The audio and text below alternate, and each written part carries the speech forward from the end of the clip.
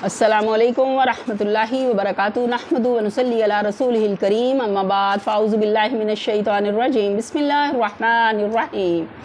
आज हम देखेंगे ज़बान की हिफाजत। बिस्मिल्लाहिर रहमानिर रहीम।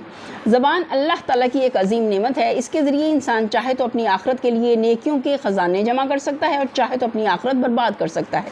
नबी सल्लल्लाहु अलैहि वसल्लम ने हज़रत माज़ को नसीहत करते हुए अपनी ज़बान मुबारक को पकड़ा और फरमाया, इसे काबू में रखो। उन्होंने अर्ज़ किया, या रसूलुल्लाह सल्लल्लाहु अलैहि वसल्लम, जिसके ज़रिए हम कलाम करते हैं इसके मतलब भी क्या पूछोगे? आप सल्लल्लाहु अलैहि वसल्लम ने फरमाया, लोग जो दोज़ख में ऊंधे मुंह गिराए जाएंगे वो इस ज़बान की काटी हुई खेती ही तो है। तिरमिज़ी। और बाज़ दीगर मौके पर आप सल्लल्लाहु अलैहि वसल्लम ने फरमाया, मुसलमानों में बेहतरीन वो है जिसकी ज़बान और हाथ से दूसरे मुसलमान महफूज हों। मुत्तफ़क़ुन अलैह। जो शख्स अपनी ज़बान और शर्मगाह की हिफाजत की ज़मानत दे, मैं उसके लिए जन्नत की ज़मानत देता हूँ। मुत्तफ़क़ अलैह। बंदा बिला सोचे समझे बाज़-औक़ात ऐसी बात मुँह से निकाल बैठता है कि वो बात उसे मशरिक़ और मग़रिब के फ़ासले से ज़्यादा दोज़ख की गहराई में पहुँचा देती है। मुत्तफ़क़ अलैह। आदमी जब सोकर सुबह उठता है तो उसके सारे अज़ा ज़बान से हाथ जोड़कर कहते हैं कि हमारे मामले में अल्लाह से डरती रहना, कि हमारा मदार ही तुझ पर है। तू सीधी रही तो हम भी सुकून से रहेंगे, अगर तू ही लड़खड़ा गई तो हमारी भी कमबख्ती है। तिरमिज़ी।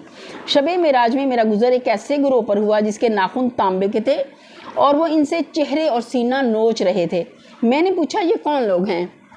तो जिब्राइल ने बताया कि ये वो लोग हैं जो लोगों का गोश्त खाते, गीबत करते और उनकी इज्जतों से खेलते, बख्तान लगाते थे। अबू दाऊद। ज़बान के चंद गुनाह दर्ज झैल हैं। झूठ बोलना। नबी सल्लल्लाहु अलैहि वसल्लम ने फरमाया, सच यकीनन भलाई का रास्ता दिखाता है और भलाई जन्नत की तरफ ले जाती है, और जो शख्स हमेशा सच बोलता रहता है अल्लाह ताला के यहाँ उसका नाम सद्दीक लिख दिया जाता है। और झूठ यकीनन गुनाह के रास्ते पर लगा देता है और गुनाह दोज़ख में पहुँचा देता है।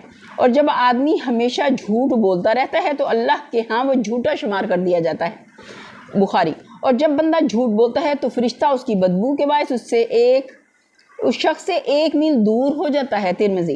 नबी सल्लल्लाहु अलैहि वसल्लम को आलम बरज़ख ख्वाब में दिखाया गया और फरमाया, मुझे एक गुद्दी के बल लेटा हुआ शख्स मिला, उसके पास एक दूसरा शख्स लोहे का आंकड़ा लिए खड़ा था, जो एक सिमत आकर आंकड़ा उसके एक गले में फंसाता और गुद्दी तक उसे चीर देता। अस्तगफिरुल्लाह। नथने में फंसाता और गुद्दी तक उसे भी चीर देता। इसी तरह आँख के ढेले में उसे फंसाता और गुद्दी तक चीर दे कर रख देता, फिर दूसरी तरफ आकर वही अमल दोहराता और इससे फारिग ना होता कि पहली जानिब के अज़ा दुरुस्त हालत में आ जाते और फिर ऐसा ही करता जैसे पहली मर्तबा किया था। बताया गया कि ये शख्स झूठ बोलता था और लोग उसे मोतबर समझकर उसकी झूठी बातें नकल करते थे और यूँ वो झूठ आम लोगों में फैल जाता था। इस शख्स के साथ ये अमल क़यामत तक जारी रहेगा। बुखारी। नबी सल्लल्लाहु अलैहि वसल्लम ने मुनाफिक की 4 निशानियों में से एक झूठ बोलना बयान फरमाई। बुखारी। नीज़ फरमाया, हलाकत है उसके लिए जो लोगों को हंसाने के लिए कोई बात करता है और इसमें झूठ बोलता है, इसके लिए हलाकत है, उसके लिए हलाकत है। तिरमिज़ी। बसा औक़ात बच्चे को बहलाने की खातर या उसे किसी शरारत से रोकने के लिए माएँ बेतकल्लुफ़ बच्चों से झूठ बोल देती हैं और उसे शुमार भी नहीं करती, जबकि नबी सल्लल्लाहु अलैहि वसल्लम की एक हदीस का मफ़हूम ये है कि अगर माँ बच्चे को कुछ देने का वादा करके फिर उसे कुछ ना दे तो उसके खिलाफ ये एक झूठ लिख लिया जाता है। अबू दाऊद।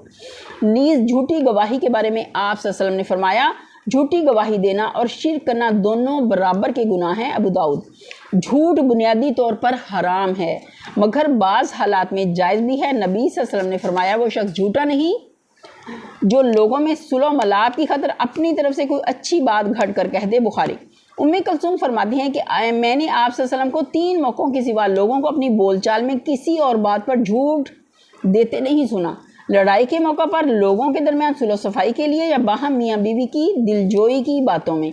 मसलन अगर कोई जालिम उससे डर कर जो इसकी जान या माल का दुश्मन हो किसी के पास छुप जाए या अपना माल छुपा दे और किसी से उसके मुतालिक पूछा जाए तो उसके लिए वाजिब है कि झूठ बोलकर उसे बचाए। और एहतियात इसमें है कि इन तमाम सूरतों में ऐसी गोलमोल बात कहे कि मकसद के लिहाज से तो वो अल्फाज सही हों लेकिन मुखातब अपनी समझ की वजह से गलत मतलब निकाल ले।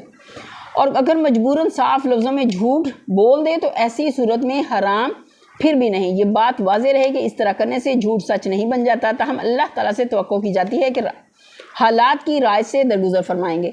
मसलन अंग्रेज़ एक आलम को गिरफ्तार करने आए, सिपाही उन्हें पहचानते नहीं थे। उन्होंने इन्हीं से पूछा, کہ فلاں عالم کہاں ہیں؟ انہوں نے اپنی جگہ سے تھوڑی دور کھڑے ہو کر کہا ابھی تو یہیں تھے، اور یوں سپاہی مایوس ہو کر چلے گئے۔ ارشاد باری تعالیٰ ہے غیبت، اور نہ تم میں سے کوئی کسی کی غیبت کرے، بھلا تم میں سے کوئی اس بات کو گوارا کرے گا کہ اپنے مردہ بھائی کا گوشت کھائے؟ یہ تو یقیناً تم کو گوارا نہیں، تو غیبت کیوں گوارا ہو، اور اللہ کے غضب سے ڈرتے رہو، بے شک وہ بڑا ہی توبہ قبول کرنے والا رحیم ہے۔ الحجرات سورہ۔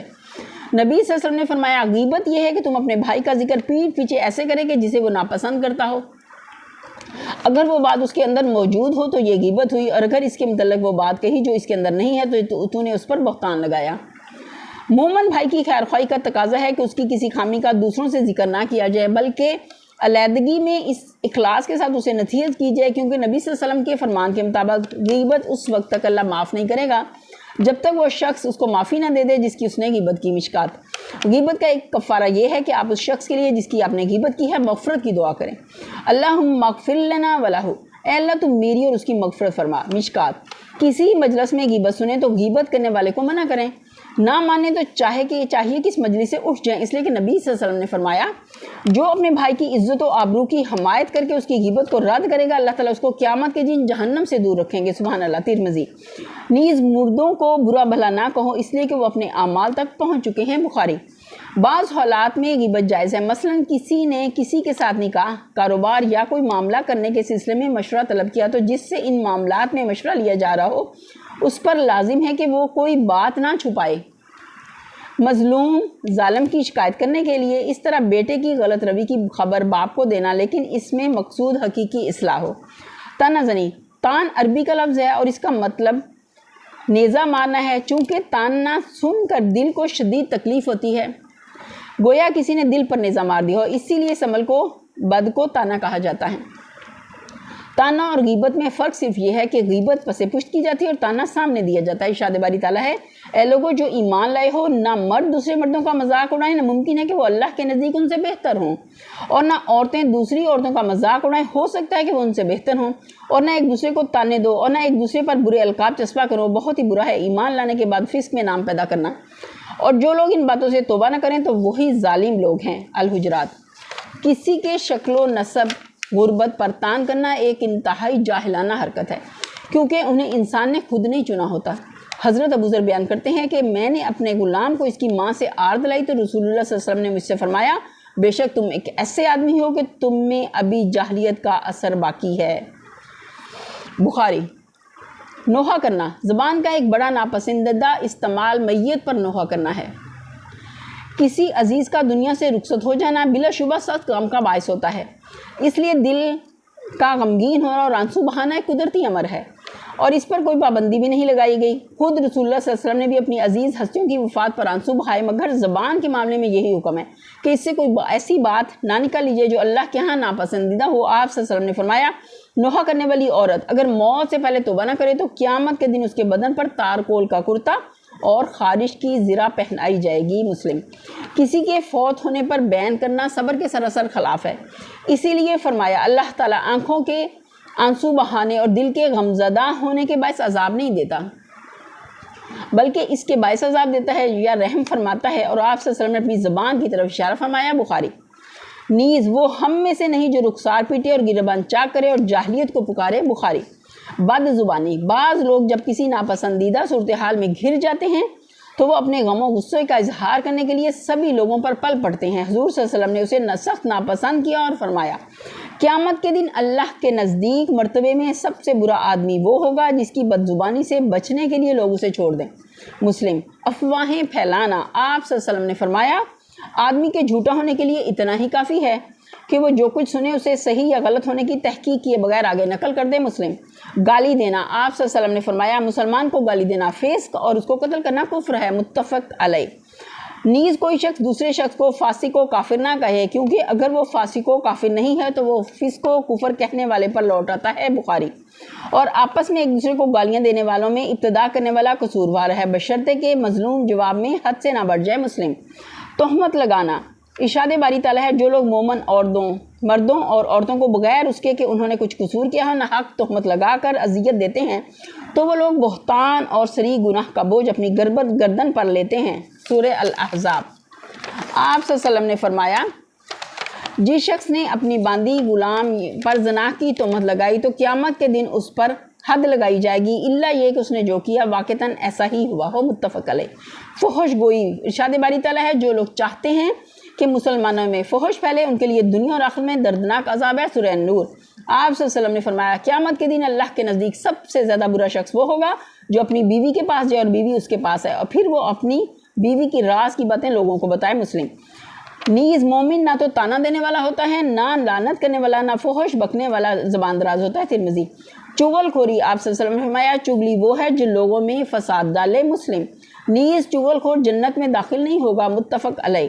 دوگلا پن، آپ صلی اللہ علیہ وسلم نے فرمایا تم قیامت کے دن بدترین آدمی اس شخص کو پاؤ گے جو دنیا میں دو چہرے رکھتا تھا، کچھ لوگوں سے ایک چہرے کے ساتھ ملتا اور دوسرے لوگوں سے دوسرے چہرے کے ساتھ، یعنی سامنے کچھ اور پیٹھ پیچھے کچھ، متفق علیہ۔ اور جو شخص دنیا میں وہ غلام دوگلا پن اختیار کرے تو قیامت کے دن اس کے منہ میں آگ کی دو زبانیں ہوں گی، ابو داؤد، کیونکہ دنیا میں اس کے منہ کی آگ دو آدمیوں کے تعلقات کو جلاتی تھی۔ جھوٹی تعریف، آپ صلی اللہ علیہ وسلم نے سنا کہ کوئی شخص کسی کی تعریف میں مبالغہ کر رہا ہے تو فرمایا تیری بربادی ہو، تو نے اپنے بھائی کی گردن کاٹ ڈالی۔ مراد یہ کہ مبالغہ امیز تعریف اسے غرور کا شکار بنا کر تباہ کر دے گی۔ آپ صلی اللہ علیہ وسلم نے ان کلمات کو 3 دفعہ دہرایا، پھر فرمایا کہ اگر تم میں سے کسی نے کسی کی ضرور ہی تعریف کرنی ہو تو اگر وہ اسے جانتا ہو تو یوں کہے کہ میں ایسا اور ایسا گمان کرتا ہوں اور اللہ اس کا نگران ہے اور میں اللہ کے سامنے کسی کو پاک نہیں ٹھہراتا، بخاری۔ خوشامدانہ تعریف جو سننے والے کو مغرور بنا کر اسے تباہی کی طرف لے جائے اس کی ممانعت ہے۔ رہا کسی کا دل بڑھانے کی خاطر اسے شاباش دینا یا اعتدال کے ساتھ صحیح تعریف کر دینے میں حرج نہیں۔ حضور صلی اللہ علیہ وسلم نے خود بھی قابل تعریف لوگوں کی تعریف فرمائی۔ آپ صلی اللہ علیہ وسلم نے فرمایا جب فاسق کی تعریف کی جاتی ہے تو اللہ تعالیٰ غصہ ہوتا ہے اور اس کی وجہ سے عرش ہلنے لگتا ہے، مشکات۔ جو شخص اللہ کے احکامات کو کھلے عام توڑتا ہے وہ عزت و احترام کے لائق نہیں رہا، اس کے باوجود اس کی عزت اس بات کا ثبوت ہے کہ لوگوں میں اپنے دین اور خدا اور رسول صلی اللہ علیہ وسلم سے محبت باقی نہیں یا نہایت کمزور ہے۔ لعنت کرنا، آپ صلی اللہ علیہ وسلم نے فرمایا جب تم کسی شخص کو یہ کہتے سنو کہ لوگ تباہ ہوں تو وہ خود سب سے زیادہ تباہ ہونے والا ہے، موتا۔ نیز مت پھٹکارو کسی کو اللہ کی لعنت سے اور نہ اللہ کے غضب سے اور نہ جہنم کی آگ کے، ابو داؤد۔ جب بندہ کسی چیز پر لعنت بھیجتا ہے تو وہ لعنت آسمان کی طرف جاتی ہے، مگر وہاں اس پر آسمان کے دروازے بند کر دیے جاتے ہیں تو وہ زمین پر اترتی ہے، وہاں کے دروازے بھی اسے بند ملتے ہیں۔ اب وہ دائیں بائیں راستہ تلاش کرتی ہے، اگر ادھر بھی اسے کوئی راستہ نہیں ملتا تو وہ پھر جس پر لعنت کی گئی تھی اس کے پاس جاتی ہے، اگر وہ اس لعنت کا مستحق ہوتا ہے تو خیر، ورنہ لعنت کرنے والے پر لوٹ آتی ہے، ابو داؤد۔ ایسے ہی کسی کا مضحکہ اڑانا، فخر اور تکبر کی گفتگو کرنا وغیرہ ایسی ناپسندیدہ باتیں ہیں جن کے لیے زبان ہی اعلیٰ کار بنتی ہے۔ ان سب کے بارے میں اللہ اور رسول صلی اللہ علیہ وسلم نے اپنی ناپسندیدگی کا اظہار فرمایا ہے اور ہمیں ان سے بچنے کی حتی الامکان کوشش کرنی چاہیے۔ خاموشی کی فضیلت، زبان کے قابو میں نہ ہونے سے انسان طرح طرح کے گناہوں میں مبتلا ہوتا ہے، اس لیے نبی صلی اللہ علیہ وسلم نے زبان کی حفاظت کے حکم کے ساتھ خاموشی کی فضیلت بھی بیان کر دی اور فرمایا جو شخص اللہ اور یوم آخرت پر ایمان رکھتا ہو اسے چاہیے کہ اگر بولے تو منہ سے بھلی بات نکالے ورنہ خاموش ہی رہے، متفق علیہ۔ آخری بات، آپ صلی اللہ علیہ وسلم نے فرمایا جو مسلمان کسی دوسرے مال کو کسی ایسے موقع پر بے مدد چھوڑ دے جس میں اس کی عزت پر حملہ ہوا اور اس کی آبرو اتاری جاتی ہو تو اللہ اس کو بھی ایسی جگہ اپنی مدد سے محروم رکھے گا جہاں وہ اللہ کی مدد کا خواہش مند ہوگا، اور جو مسلمان کسی مسلمان بندے کی ایسے موقعوں پر مدد اور حمایت کرے گا جہاں اس کی عزت و آبرو پر حملہ ہو تو اللہ ایسے موقع پر اس کی مدد فرمائے گا جہاں وہ اس کی مدد کا خواہش مند ہوگا، ابو داؤد۔ جو شخص دوزخ سے دور رہنا اور جنت میں داخل ہونا چاہے اس کے لیے لازم ہے کہ وہ اللہ اور یوم آخرت پر ایمان رکھتے ہوئے مرے اور لوگوں سے ویسا ہی برتاؤ کرے اور سلوک کرے جیسا سلوک اپنے ساتھ پسند کرتا ہو، مسلم۔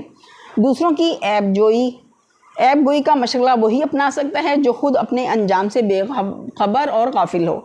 ان میں سے اکثر باتیں پہلے سے جاننے کے باوجود عمل میں کوتاہی ہو جاتی ہے، اس کی اصل وجہ یہ ہے کہ ہمارے دلوں میں اپنی اخروی زندگی کو دائمی امن و سکون اور راحت و آرام کی زندگی بنانے کا جذبہ بہت کمزور ہے، اور اسی کمزوری سے فائدہ اٹھا کر ہماری زبان ہمیں ہرا دینے میں کامیاب ہو جاتی ہے۔ لہٰذا زبان پر قابو حاصل کرنے کا ایک ذریعہ یہ ہے کہ یہی نہیں کہ موت کے بعد کی زندگی اور بہشت دوزخ کے حق ہونے میں کوئی شک نہ رہے، بلکہ یہ بھی ہے کہ بہشت اور دوزخ کا خیال دلوں میں رچ بس جائے ذہن اور دل میں ان کا اکثر خیال رہے اور تصور کی آنکھ انہیں وضاحت سے دیکھا کرے۔ قرآن پاک اور کتب احادیث میں بہشت اور دوزخ کی اتنی تفصیلات بیان ہوئی ہیں کہ اگر انسان ان آیات اور احادیث کو بار بار پڑھتا رہے تو بہشت اور دوزخ اپنی تفصیلات کے ساتھ ذہن کی آنکھوں کے سامنے واضح ہو جاتے ہیں۔ یہ حقیقت ہے کہ جن باتوں پر انسان اکثر غور کرتا رہے وہ آہستہ آہستہ دل میں نقش ہوتی رہتی ہیں۔ لہٰذا اگر ہم اس بات کو معمول بنانے کے روزانہ اپنی مصروفیات میں سے چند منٹ نکال کر ایک طرف ہو کر بیٹھ جایا کریں اور ان حقائق پر غور کیا کریں کہ زندگی کس برق رفتاری سے گزرتی چلی جا رہی ہے اور عنقریب وہ لمحہ آنے والا ہے جب عزیز اپنی ساری محبت اور شفقت کے باوجود ہمیں سفید کفن میں لپیٹ کر من و مٹی تلے دبا آئیں گے، پھر مدتوں اسی قبر میں رہنا ہوگا جو نبی صلی اللہ علیہ وسلم کے فرمان کے مطابق جنت کے باغوں میں سے ایک باغ ہوگا یا دوزخ کے گڑھوں میں سے ایک گڑھا ترمذی۔ اس کے بعد پھر حشر کے میدان سے واسطہ پیش آئے گا اور اعمال نامے ہاتھوں میں دیے جائیں گے۔ اب خدا معلوم ان میں کیا لکھا ہوگا، غیبت، چگلی، جھوٹ، بہتان، ترازی، بد زبانی، دھوکہ، فریب، بد عملی، بد دیانتی، دین سے غفلت اور اللہ کے رسول کی نافرمانی یا سچائی۔ جب دین، نیک چلنی، حفظ لسان، فرض شناسی، تقوی، خدمت اسلام اور اللہ کے رسول صلی اللہ علیہ وسلم کی محبت، پھر حساب و کتاب ہوگا اور حساب و کتاب کے بعد یا تو امن و سکون والی ایک باغ و بہار زندگی ہوگی جس کی نعمتوں کو کسی آنکھ نے نہیں دیکھا، نہ کسی کان نے سنا، نہ کسی دل میں اس کا خیال گزرا، متفق علیہ، یا پھر اس ذلت خیز اذیت ناک اور دوزخ سے واسطہ ہوگا جس میں ڈالے جانے کا یہ حال ہوگا کہ وہاں نہ مرے گا نہ جیے گا۔ سورۃ طٰہٰ۔ اگر روزانہ ان حقائق کو اپنے تصور کی آنکھ کے سامنے لا کر کچھ دیر ان کا مشاہدہ کر لیا جائے تو امید ہے کہ انشاءاللہ یہ وظیفہ عقیدہ آخرت کو اتنا مضبوط کر دے گا کہ اس سے نہ صرف زبان پر قابو حاصل کرنا آسان ہو جائے گا بلکہ اور بھی بہت سی آزمائشوں کا مقابلہ کرنے کے لیے قابل قدر مدد ملے گی۔ پہلے درجے میں زبان کے گناہوں سے حفاظت کی جائے، پھر اللہ کی توفیق سے انسان علم دین سیکھ کر اس نعمت کو قرآن مجید کی تلاوت و ترجمہ اور اس کے مفاہیم کو پھیلانے میں استعمال کرے، ذکر الہی سے زبان کو ہر وقت تر رکھنے کی کوشش کرے۔